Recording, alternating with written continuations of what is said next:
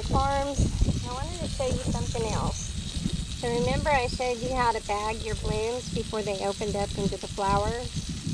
That way you don't get any cross-contamination from pollinators.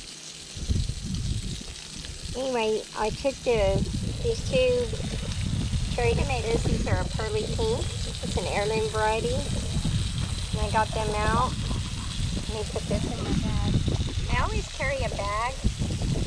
And I have my cell phone, a gun, my keys, everything, water, and things that I need for the farm.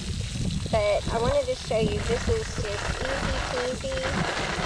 I'm trying to hang on to everything because the wind's blowing.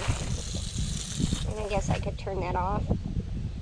Anyway, you take the tomato that you're wanting to save seeds for, and you, I'm going to do one at a time.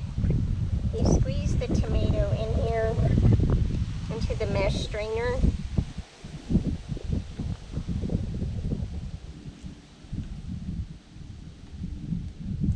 Turn your water on lightly, which lightly isn't really that possible with this.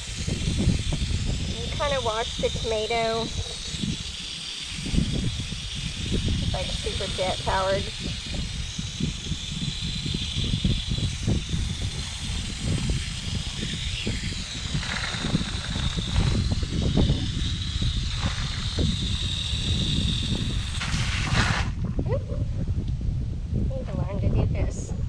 Anyway, here is the seeds, and that's what they'll look like. You kind of leave a little bit of the, what I would call the gelatinous tomato part on there. You take a little plastic container like this that's smooth, and you pop them out. You may have to hit it a few times. I dropped that. I started to say, you can also take the tomato and eat it afterwards. And that way you don't waste the fruit, but I just dropped it on the ground. Okay, so all the seeds are out. They are in here. Then I'm going to do the second tomato the same way.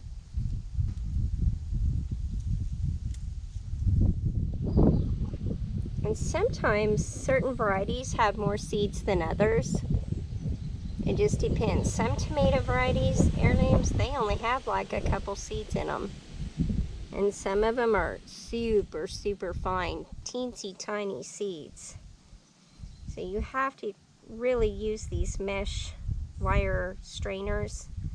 Because if you use anything bigger, the seeds can possibly go through there and you're going to lose your seeds and all your effort.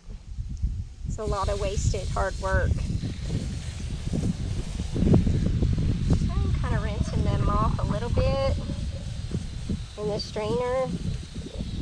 Not much now, because you still want that stuff, the protective stuff, to be on the seed. Pop that in there, keep hitting it until all the seeds come out. See, all the seeds are out.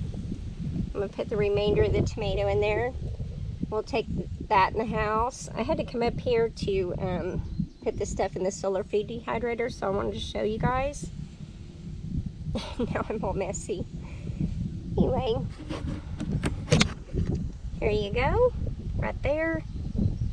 And then you put your label, you date it, and you put the variety. And then as soon as they dry, now I'm telling you, it can take a little bit, depending on how wet they are. And then you want to flip the seeds around in that tray when you think they're dry, because the underneath could be moist still, and you want to make sure you move them around and really dry them thoroughly. And then after you dry them thoroughly, you want to put them in, they make little bags. And then you can get the little sticky things and put the label with the date and the variety. And then you want to place it inside something else that's protective, like all your seeds. And then you want to put it in your refrigerator, and they will store. And that tomato seeds can store up to 10 years if they're stored properly. A lot of them aren't, and so that makes them not any good. You don't want them to get hot. You do not want to dry them in a solar food dehydrator. It'll kill the germination. so don't do that. You just want to let them dry naturally. So put that tray on a counter somewhere where it won't be disturbed, and you'll be just fine. And that's all I have today for you. I hope y'all have a blessed weekend. And my brother's here from California. My son just came this last weekend, so getting to spend a lot of time with family, which is really good. Much needed with everything going on in the world. Thankful for that. But y'all have a blessed day.